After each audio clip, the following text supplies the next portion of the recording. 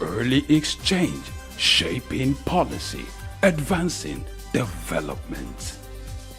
All right, glad to know you're still there with us. And if you're just joining us for the first time, you're at the right place at the right time. Earlier, we started the conversation looking at the move to the dollarized Nigerian economy as the federal government is looking in that direction, just as the BRICS nation is fast becoming a force to reckon with. And now to our second big story, which is to look at the Future Investment Initiative, which is popularly referred to as Davos in the desert, an investment initiative meant to bring global leaders and world economies together to look at the initiative being put together by the Saudi Crown Prince.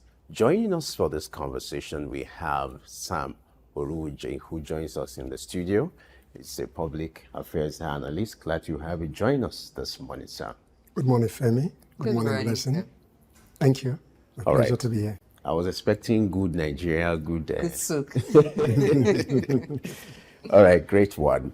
So let's start with this Future Investment Initiative, which is popularly referred to as Davos in the desert. Let's start with that name. This summit has been on for years. Would you say it has actually achieved the purpose intended with the way to open up or diversify the economy with the Saudi Arabian economy, and then the fact that it's being referred to as Davos in the desert? What implication has that brought to the organization of this conference over the years? I think, let me begin by saying that if you look at the number of delegates for this year's Davos in the desert, we stand over 7,000 delegates, shows how popular this initiative is, and tangentially is looking at investment opportunity in emerging markets, particularly in the Middle East, even though the Middle East is troubled with tensions here and there. But the investment climate in terms of oil and gas is very large. Therefore, if you look at the delegates and look at the popularity of that initiative over the years, it has been able to bring business leaders, even from Nigeria. Last year, Tony Elumelu was in attendance in that conference. And to that extent, you know the importance where business leaders meet investors and people are able to broker some deals, particularly in terms of investment opportunities, in terms of investment financing. If you look at it from that perspective, therefore, that initiative has been meeting the requirement of would-be investors and those who want financing for their businesses. Now, if you look at the theme of this year's Future Investment Initiative, like the common theme, rebuilding trust. So the world is seeing much polarization in recent time, and that too has affected the kind of interaction that countries have with themselves, alliances and bilateral trades. But at a summit like this, where you have, like you said, about 7,000 delegates, and they're focusing on rebuilding trust, what do you see that results into in terms of cooperation amongst countries and growing the economy? If you look at it from a global perspective, within the international system, there's always tension, realignment, and to that extent, therefore, particularly in the Middle East, that has been dealt with a lot of tension in recent time. The issue of rebuilding trust, which is a minimum threshold in terms of collaboration in business, even in personal relationship, trust is very critical. Therefore, the theme of this year Future Investment Initiative is to rebuild trust, the broken trust, particularly between the global South and the global North, and particularly with the uncertainty in the Middle East in particular. So a team like this will be able to energize participants, investors, and those who want financing to be able to see a commonality of interest in terms of the investment opportunities in emerging markets, and how we can grow that trust in a way that becomes sustainable in terms of future investment, which this conference is all about in the first instance. Now, still talking about the theme, if you look at the choice of word, rebuilding, that means, that gives an impression that there's a divide and there's what we call trust deficit. Let's look at the Middle East, where you have major crisis happening, and then this conference is taking place in that region. What are the call to actions that you expect that the stakeholders will put together to address the issue of trust, the distrust that's, greeted nations, and also will further divide, regions if this is not addressed? What are some of these call to actions that you expect in the course of this conference for this trust deficit to be addressed? All right, I won't call it a trust deficit, in my view. What is important here is that, like Blessing asked earlier, when you talk about tension in the Middle East and the uncertainty that has beclouded that area or that region for a long time, there's a hope in terms of business opportunity in spite of those tensions. So when you say rebuilding trust, there's a trust that had a bit of challenge based on political tension. But then in terms of business opportunity or economic opportunity, that landscape and that opportunities do exist in spite of those challenges. So the conference theme is to address what you might call some gaps. I would only call it a trust deficit, like the way it's seen from our own local environment.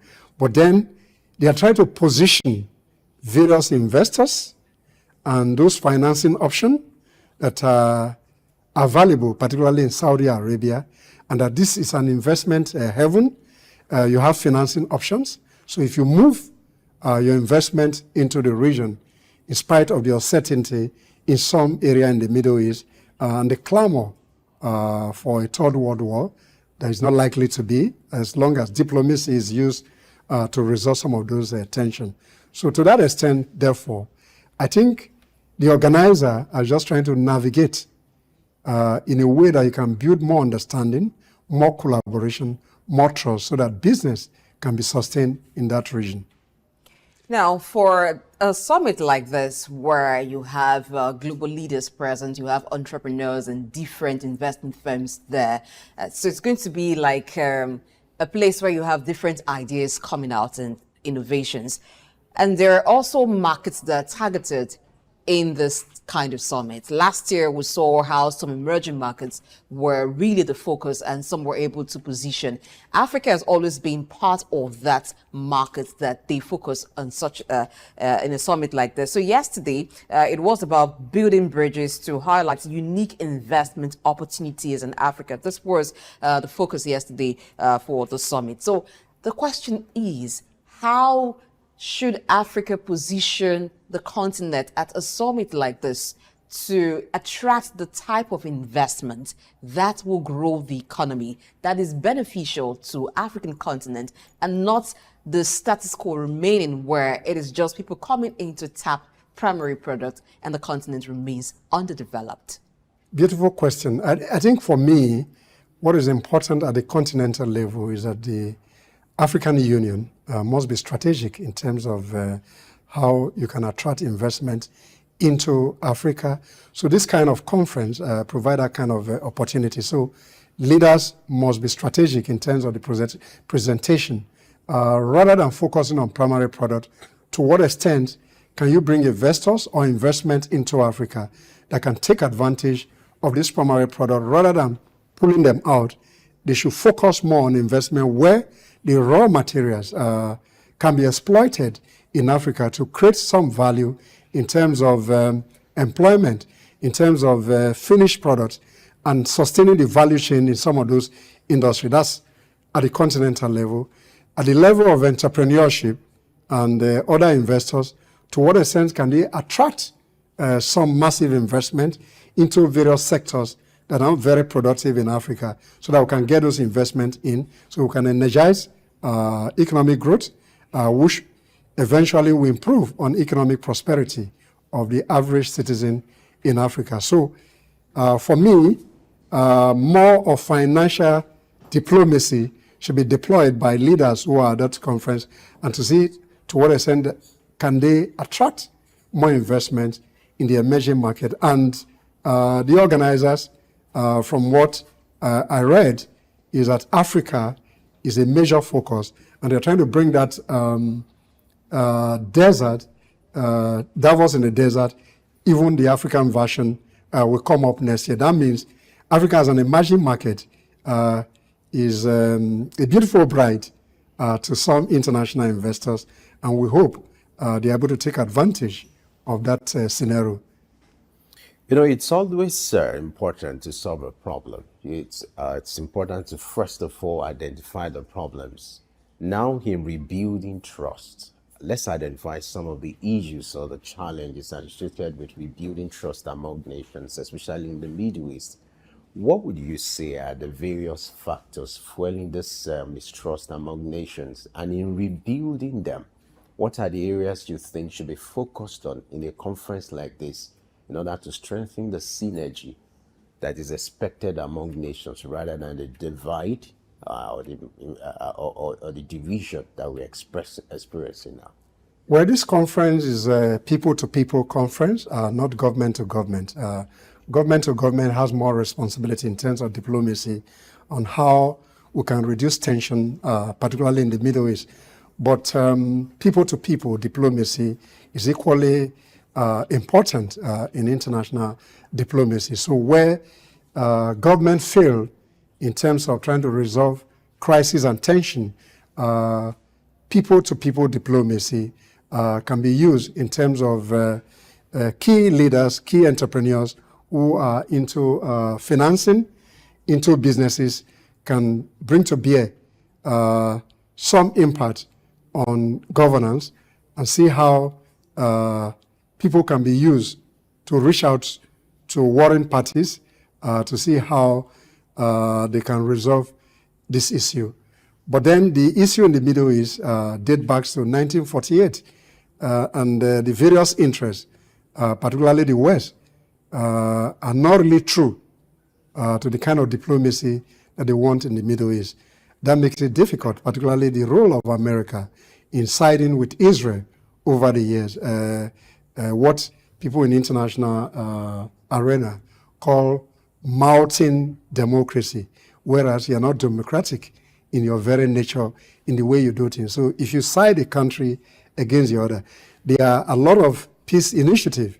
The Oslo Peace Initiative of 1983 was a broker, a peaceful coexistence, asking for a two-state solution, but that has not been achieved. As long as you continue to drive a certain segment of people underground, they will react negatively. Until we come clean in terms of international diplomacy, particularly the crisis between Palestine and Israel, as long as the West continue to pay some lip service in the conflict resolution mechanism, the issue will continue to be there. Now, this is one summit where policy leaders are also in the room, and so there is the battle for influence towards policies. So it's interesting to note that Tony Elumelu, chairman of the UBA Group, will be speaking at this year's Future Investment Initiative Summit. And so he will be co-chairing the New Africa Summit at the 8th edition, which is holding this year. And they will be speaking on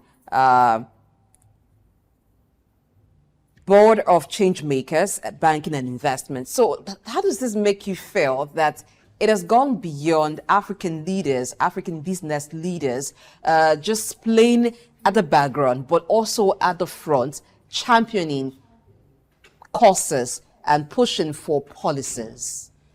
Personally, if you look at Tony Elumelu, he has an economic philosophy that energizes Africa in terms of driving growth and development for Africa. So he has an initiative where he supports entrepreneurs to grow business, particularly medium and small enterprises in Africa.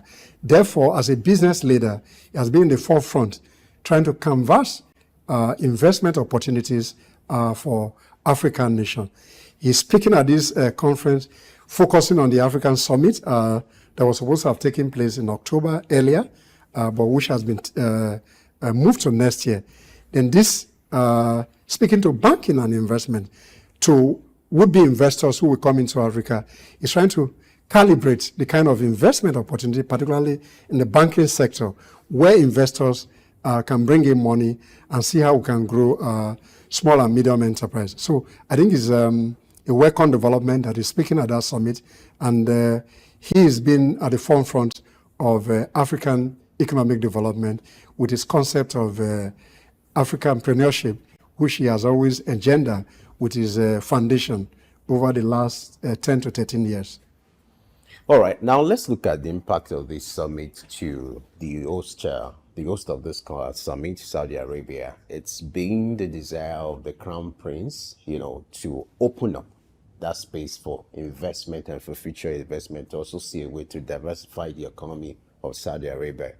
Would you say that the purpose for organizing this kind of initiative has been achieved? And what would you describe or foresee as the impact of this kind of conference over Saudi Arabia when it comes to its economy and then investment opportunities?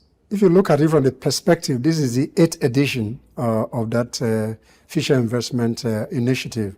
And year on year, the number of delegates to that conference has increased. This year is about 7,000 delegates. That speaks volume to the importance of that ecosystem. Saudi Arabia is known as an investment haven in the Middle East. They have a sovereign wealth fund that is in millions of dollars, and they've always tried to provide opportunities for people to come and invest, in spite of the initial misgiving when you use the word rebuilding trust. There were some issues with Saudi Arabia in the past, particularly their position in terms of international terrorism and all that, and their role in the Middle East. Therefore, the conference in its 8th edition shows that Saudi Arabia continues to be an emerging market. It has the resources, it has the investment to sustain financing for some other people. To that extent, therefore, I think the initiative has lived its usefulness, and it will continue to do that, particularly in a situation where they even want to come to Africa. That means there's an opportunity here as well. And let's see how business leaders, political leaders can take advantage to re-engineer the processes for investment sustainability in Africa. Aside from countries being able to tap from this summit, what would be the benefits for businesses? Well, it's a place where investors meet people that has financing. To that extent, once you're able to get in contact with various businesses, therefore, there's an opportunity for you to have some negotiation in terms of who can finance specific projects, whether you're talking about renewable energy, whether you're talking about banking and investment, whether investment in other sector, where you see entrepreneurs, even angel investors will be at that summit, where people can pitch for their businesses to the extent that they can get financing. And that's the real reason for that Future Investment Initiative, trying to create an ecosystem that will sustain investment in the future by bringing people together to discuss various opportunities, challenges, and how they can be financed to grow their respective businesses. You're aware that Africa has always been the favored, right, when it comes to having for investment. So how do you think Africa can replicate this kind of initiative in order to attract more investment, and knowing fully well that the Davos also is thinking of having an extension of this summit in Africa? What kind of impact will that make on the continent? The continent already have various kinds of initiative to drive in investment into Africa. To what extent as these various initiatives bring about results in terms of investment outflow, where the continent is bedeviled with a lot of issues of corruption, transparency, the ease of doing business is a major challenge. So it becomes a big problem.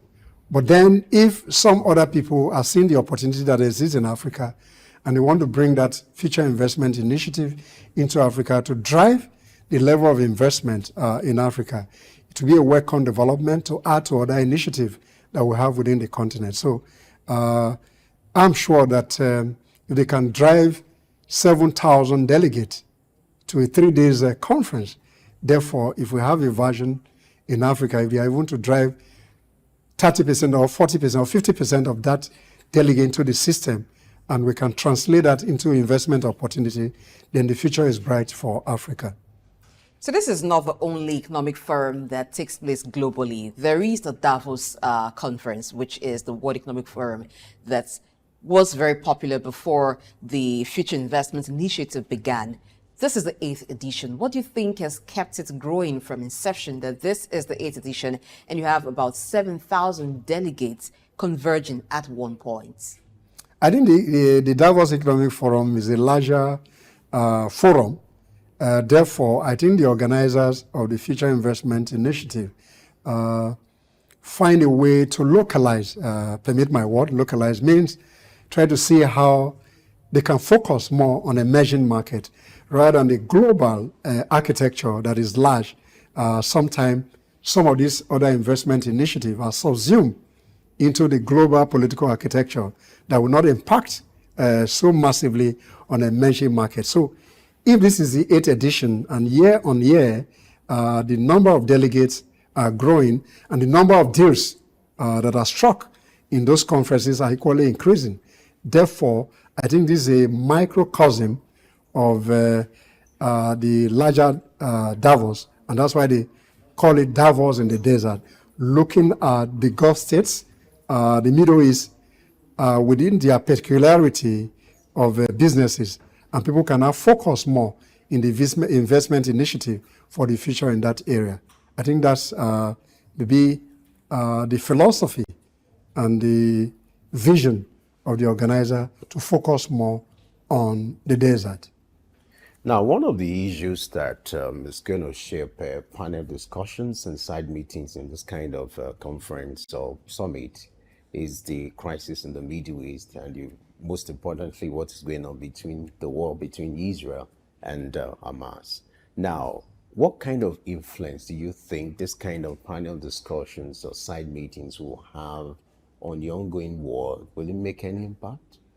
It does. When you talk about diplomacy, government to government, which I mentioned earlier, where you have multilateral agencies, government to government, trying to broker peace initiative. But what is even more important lately is called the track-through diplomacy, which means people to people. What it means, rather than using government channels of communication, you use entrepreneurs, use business leaders to broker deals, using their influences based on their investment, particularly in Israel, maybe in Palestine, and see how they can use that personal initiative to broker deals, reaching out to individuals, channels, beyond the official levels of communication. So therefore, some of the sideline activities, we see how business leaders can use their influences and investment to broker some peace initiative underground that are not known to the public, and see how those track-through diplomacy can be used to resolve the crisis. But it's a difficult crisis that has been ongoing since 1948, over 70-something years. This crisis has been on, and the West often play a lip service, like I mentioned earlier, in terms of conflict resolution of this international dimension, or two-state solution, which has been proposed by the Oslo Accord of 1983, dealing with a two-state solution so that we can resolve that crisis. Follow up to that, it's been talked about in public lectures, in international meetings, two-way solutions. But why do you think it's been challenging to implement these two-way solutions, given the ongoing war between Israel and the stance of the Prime Minister of Israel, who is bent on ensuring that Hamas is destroyed? will it be at this point easier to go to the two-way, the two-way solution, implementation of a two-way solution, given the level of damage, given the level of humanitarian crisis that these has resorted to at this level? Is that a possibility? As long as the United States of America continue to support Israel against that two-state solution, the end of that crisis remain to be seen in the nearest distance. And one of the challenge of the United Nations system, where the permanent five are finding it difficult to push an agenda that can bring about that solution. And you have shuttle diplomacy, Secretary of State Blinken always going to that region, meeting Arab leaders, at the detriment of the issues of Palestine over the years. And I think Israel, to a very large extent, in my view, has been overbearing in terms of the way they use a military might against the Palestine, while Hamas, on the other hand, taking people hostage as well, will not equally resolve the solution. But I think the world needs to come clean in terms of how this conflict will be resolved. I once had a friend that told me somewhere in the Middle East sometime in the past that the day the crisis in the Middle East is resolved, maybe that's the day of Armageddon. That shows that both parties are not really true to that fact. So, but let's continue to press for government-to-government diplomacy, people-to-people diplomacy, to see how we can de-escalate the conflict to a level that we can manage it. I don't see a resolution in sight quickly, as long as double standard is used as a diplomatic weapon in the international system. If we look at what the FII, which is a Future Investment Initiative, is doing for Saudi Arabia, the organizers of this summit, and what the delegates stand to benefit, it seems a win-win situation. So yes, the delegates come, they discuss. They also find opportunities in Saudi Arabia, which is diversifying its economy and building greatly in the tourism sector.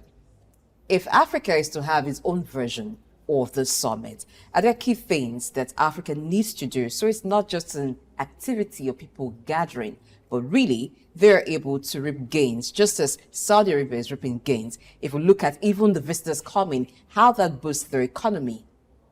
No, I think for Africa, when that summit comes in here eventually, I think at the continental level, we need to drive the levels of infrastructure that will sustain investment in business. Number two, the ease of doing business is very critical. Then Africa equally need, as a continental body, need to develop a sovereign national continental fund that can help to bring investment to the country. Just taking initiative from Saudi Arabia, their national sovereign fund is in millions of dollars, and we are not able to do that, particularly with oil and gas. In this part of the world. Some of this money has been taken away by leaders who are highly corrupt. There's no transparency, no accountability. So if you look at what oil and gas has done for Saudi Arabia, you look at the state oil gas infrastructure that has been there for so many years. You're talking about NNPC not even able to manage its own resource.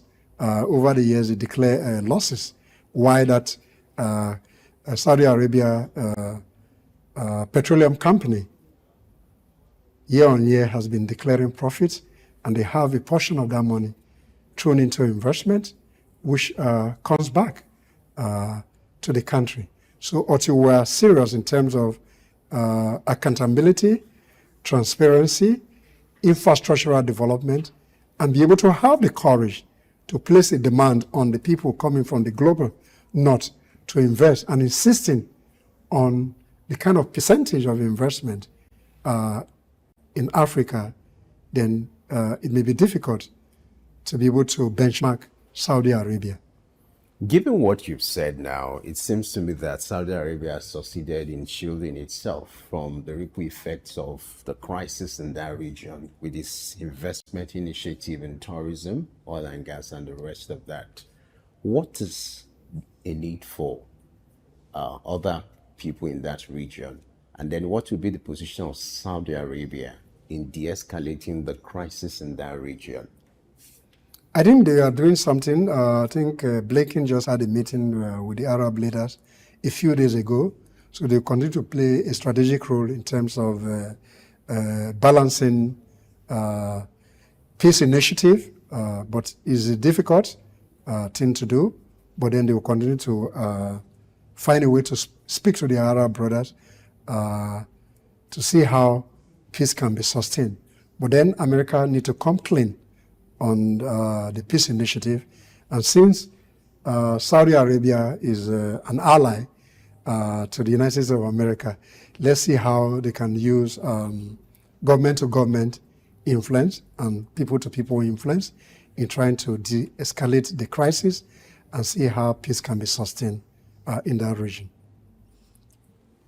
It's not only for business leaders. The summit is not only for business leaders and policy leaders. It's also for those in the academics, because there will be research, data will be unveiled to some businesses that they can use. How will this benefit African institutions, and what do you think they should do or should have done to be able to key into this type of summit that is not only focused on business, but also on research? Yeah, research is very critical to investment decision making. So some of the academics that who are delegates at that conference may have some research findings that investors will be interested in. So it's an opportunity to pitch some of those research findings that are investment friendly so that people can invest in those areas. So if those business opportunity and those research findings are okay, some people may take them from the shelf into the industry so that some manufacturing, some production processes can be taken place in Africa, particularly in the Middle East, and some places where these research findings can bring profitability for investors. We've often talked about connecting the town with a gown. How do we achieve that connection in Nigeria? Yeah, what we need to do is there are a lot of research findings that are in the shelves in the universities. So, number one, to achieve that is to see how the academia, in particular, those who are into research, then even the curriculum of the university must be designed in line with the current realities of industry. Therefore, some courses as projected by the World Economic Forum by 2030, some of these academic disciplines, they may not be able to find job in the marketplace. Therefore, those in the academies must work in reality, designing courses, research finding must dovetail into technical research that can impact society. So once this research can move from the gun, as is called, to town in a manner that investors can translate those research findings into some tangible business plan that can sustain other businesses, then we can bridge that reality. I think most of the universities are coming to reality with this new initiative, and some architecture in terms of redesign of courses in line with industry practice is being organized by the National University Commission in conjunction with some of the university. You can see some industry establishing some innovative center with some universities. Like the University of Lagos, you have about 3 or 4 industry innovative centers trying to see how they can replicate some of those things into their industries. One of the issues penciled down for discussion in this kind of summit is also Vision 2030, where nations are expected to reprioritize for this vision to be a reality.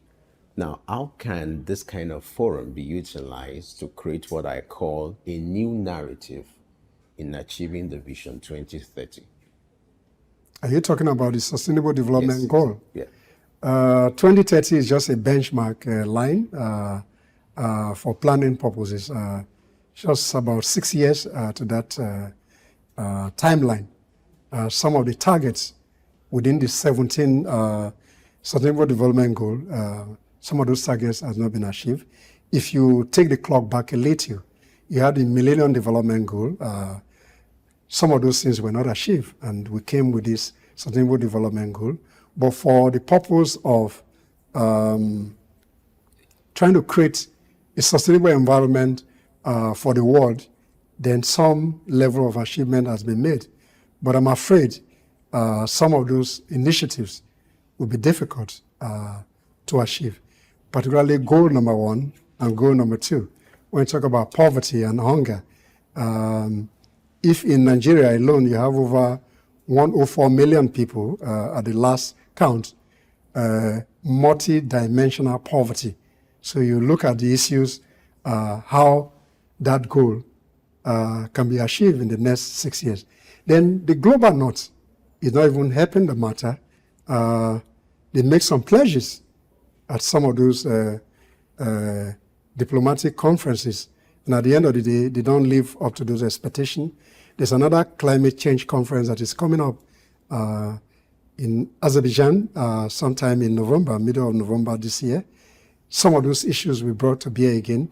And when you talk about climate financing, another initiative talking about a mix between traditional energy and renewable energy, Africa continue to suffer in terms of those promises that are made. But hopefully, let's see whether we can achieve some milestones. But if you look at the various targets within those goals, some of those targets has not been touched, in my view. Will this conference be a good avenue to canvas for a paradigm shift or a new narrative? Since there's a financing option, Yeah. investment financing option, I'm sure that some investors will be able to broker some deals in terms of climate financing within that conference. The percentage and the volume of what the conference can achieve vis-a-vis the global sustainable development goals remain to be seen.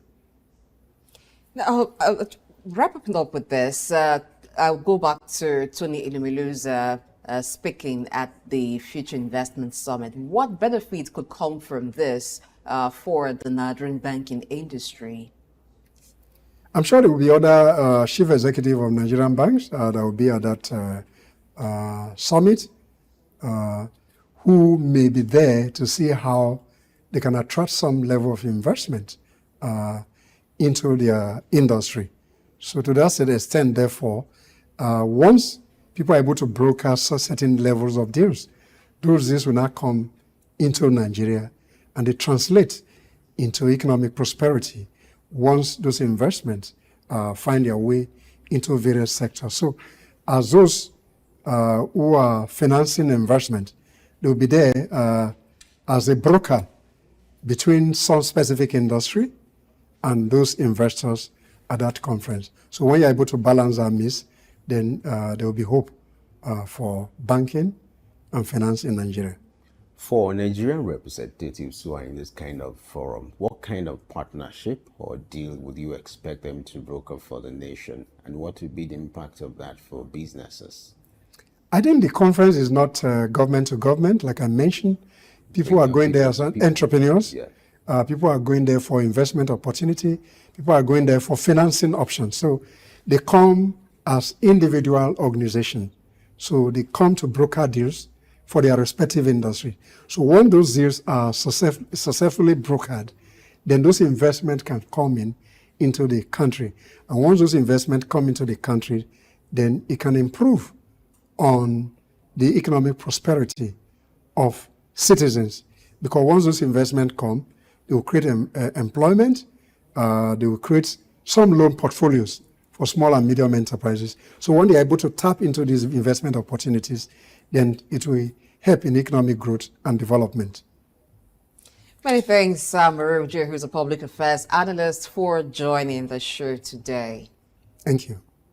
Well, for the business delegates, policy leaders, all present in Riyadh for the Future Investment Summit, the 8th edition, I know that's a room full of people looking for opportunities and also looking for where to put their money. Companies are there. So at this point, they may not need, maybe who you're pitching to may not need a long sermon. This is where the elevator pitch comes very, very important. So you can, in that short time that you're able to interact with the companies or the business partners that you're targeting, you get to drop it as quick and as hot as it should be, and then you move on to the next. This is the show for today. Many thanks for watching. Like, share, and comment. Of course, you're free to do that when you get onto social media pages. The handle is at SOUQ News TV, and you can have a recap of the show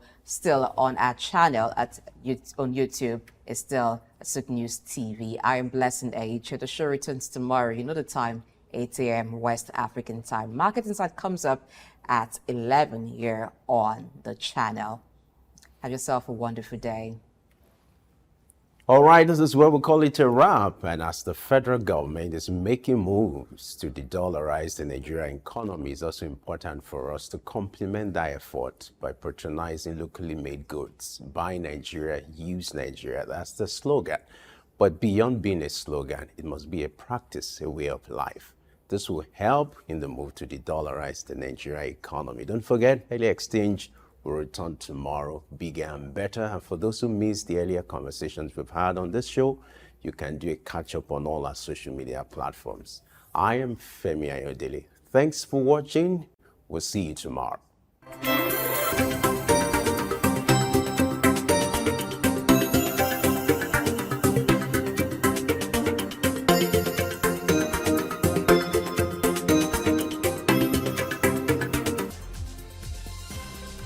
Early exchange, shaping policy, advancing development.